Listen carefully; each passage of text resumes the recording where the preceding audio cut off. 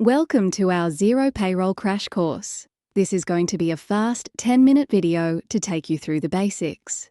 Payroll is very detailed and it can get quite complex. So the whole purpose is to give you a quick rundown of the basics so you get up to speed quickly. Make sure that with payroll everything you have is accurate, as there are a lot of moving parts. This information is for general purpose, so don't rely on this. Make sure you check with a professional, such as a tax agent, or speak to an HR advisor for things like modern awards, and check Fair Work guidelines. Payroll has a lot of rules.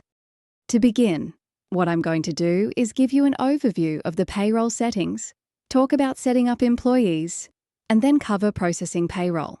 Before you start with Xero, you'll have to choose your specific plan. I will send a link to the pricing plans in the description on this video. Pricing varies based on the amount of people you have for payroll, and the maximum is 200 people you can have. So bear that in mind if you're a larger company, as Xero may not be scalable. To start, what we're going to see is here in the payroll tab, it is where we have everything. We have a general overview, we've got employee management, which is who your employees are, the leave they take, and their timesheets. There is also a Xero app called Xero Me, where you can manage this more easily, and your employees also have access to this.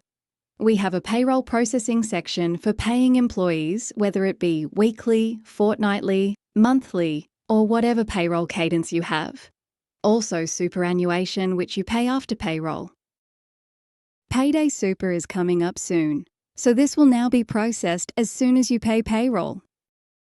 Single Touch Payroll is the section where you send all payroll details digitally to the ATO, which you have to do after every payroll.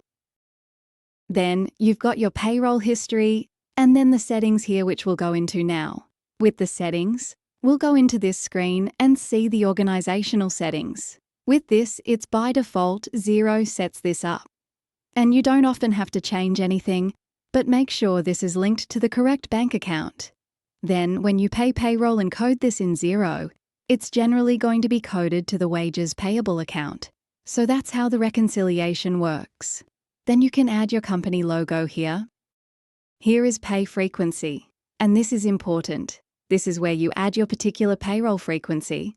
A lot of companies might do fortnightly payroll, and then you just have to determine when this starts and what your first payment date is. It is the default here, and it's already been set up. You can see this here, and it gives you the details of what's been set up. Then, holidays. Generally, this is preset by Xero and is accurate. But what I would do is double check these. There might be special holidays that come up, for example, that are missing here. So check this is accurate as well. Here is pay items. This is where most of the pay items are set up for your payslips. Once again, Xero pre-populates a lot of these. If you need to add to these, you can add a certain type specific to your business. Most salaries will be coming through ordinary hours here. Superannuation is our last tab, so this just shows the super funds that have been set up. You can add them here as well, and we'll go into this soon for employees. That's payroll settings. Starting with this is very important. What we will do now is look at employees. When you have a new employee starting, you have to add them into here. For a new employee, you can do it 3 ways. The most common is adding manually by the company when the employee starts. You can also get an employee to self-onboard by sending them the link, or you can bulk import if you've got lots of employees and you're moving from another system, for example. Generally, you add an employee here, and this is where you start by typing in their basic information, which Xero needs and will fill the payslips with. You can see what optional fields are and what are not, so you just go through here one by one. If you want to invite them to Xero Me, do so, and then if you want to, you can add emergency contacts as well. I won't do an example now, but what I'll do is show you James LeBron here. If you click into this employee, you can see that a lot of this has been completed already. Some employees, you can invite them to Xero here. If I go into James, for each employee you set up, make sure you just follow this from left to right. Here are the personal details we just entered. If I go to the Employment tab, this is going to be where you set up if they're an employee or contractor. Most commonly, it would be salary and wages, and then you have things like start dates and award classification you can write here. Make sure you have this accurate and check Fair Work and other sources, and then you've got to look at what pay frequency they're on. We set this up before in pay items, and then just go through these one by one, and you can add the superannuation fund here as well for this particular staff member. Then you have taxes, which is where you enter their tax file number. Here is residency information. There are things like if they have a student loan or if they can claim the tax-free threshold. You have to find this out from the employee before.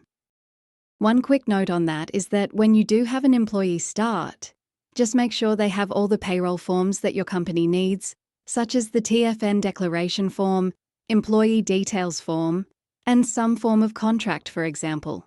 Just make sure that you're compliant here, and it makes it easier for you getting all this information up front from employees before they start so there are no delays. Now we go to the Leave tab. With the leave, this is where you can configure it. Make sure with sick leave, for example, that you have this according to their contract, what they accrue annually, and if they're first starting, the opening balance will likely be 0. And then with annual leave, make sure this is set up and any other leave types that they have. You want to add this in straight away before the employee has their first pay slip. Then also check on termination. Is this paid out or not? In a lot of cases, annual leave is paid out, but you'd have to confirm this to your contract terms. Xero also has bank account details you can add.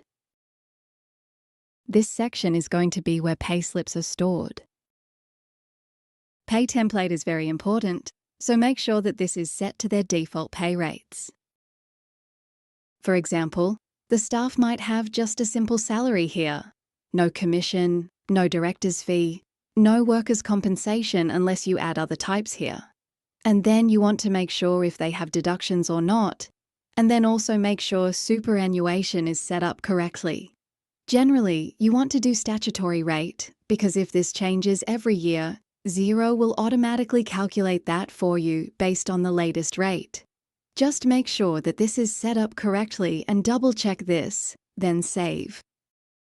I won't talk about opening balances or notes, but when it comes to paying payroll, what you want to do is to go Pay Employees, and you want to select Add a Pay Run.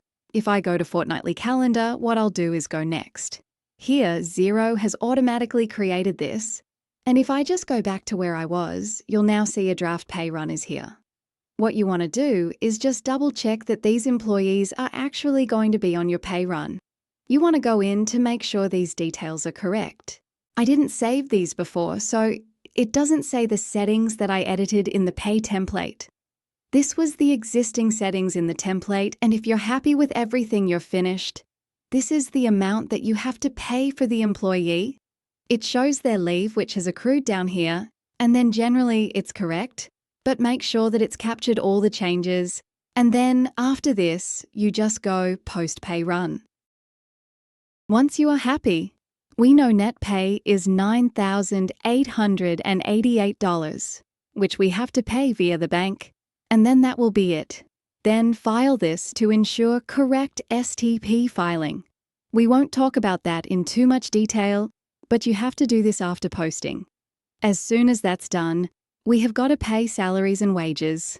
Note when you post this in Xero, it doesn't automatically pay employees, so we would download the ABA file and then upload that to the bank for payment of employees. That is a 10-minute crash course on payroll. I know that was very fast. There's a lot more that I could have showed you through, but I just wanted to do a really rapid, quick-fire payroll demonstration. Thank you for your time today.